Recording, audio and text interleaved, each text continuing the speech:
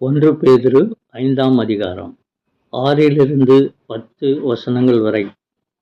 ஆகையால் ஏற்ற காலத்திலே தேவன் உங்களை உயர்த்தும்படிக்கு அவருடைய பலத்த கைக்குள் அடங்கியிருங்கள். அவர் உங்களை விசாரிக்கிறவரானபடியால் உங்கள் கவலைகளை எல்லாம் அவர் மேல் வைத்து விடுங்கள். தெளிந்த புத்தி உள்ளவர்களாயிருங்கள், விழித்திருங்கள். ஏனெனில் உங்கள் எதிராளியாகிய பிசாசானவன் கெர்ச்சிக்கிற சிங்கம் போல் எவனை விழுங்கலாமோ என்று வகை தேடி சுற்றித் திரிகிறான். விசுவாசத்தில் உறுதியாயிருந்து அவனுக்கு எதிர்த்து நில்லுங்கள்.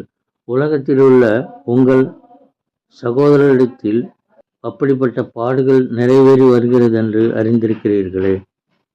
கிறிஸ்து இயேசுக்குள் நம்மை தமது நித்திய மகிமைக்கு அழைத்தவராயிருக்கிற சகல கிருபையும் பொருந்திய தேவன் தாமே கொஞ்ச காலம் பாடனுபவிக்கிற உங்களை சீர்படுத்தி, ஸ்திரப்படுத்தி, பலப்படுத்தி நிலைநிறுத்துவாராக.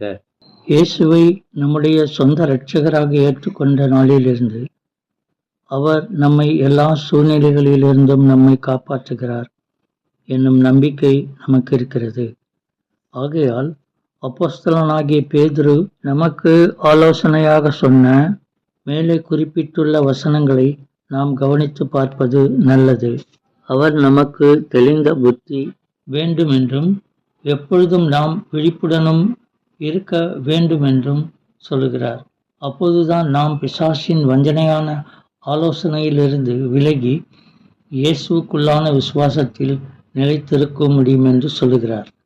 அப்படி நாம் இயேசுக்குள் இருந்தால் அவர் எல்லா பாடுகள் போராட்டங்களிலும் நம்மை விடுவிப்பார், நம் ஆத்மாவை பலப்படுத்தி நம்மை நிலைநிறுத்துவார்.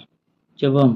இயேசுவே, உம்மில் நான் நிலைத்திருக்க உதவி செய்யும். எனக்கு சமாதானம் தந்து என்னை ஆசீர்வதியும். என்னை காத்துக்கொள்ளும். ஆமேன். தேங்க்ஸ் ஃபார் வாட்சிங். Like, share, subscribe.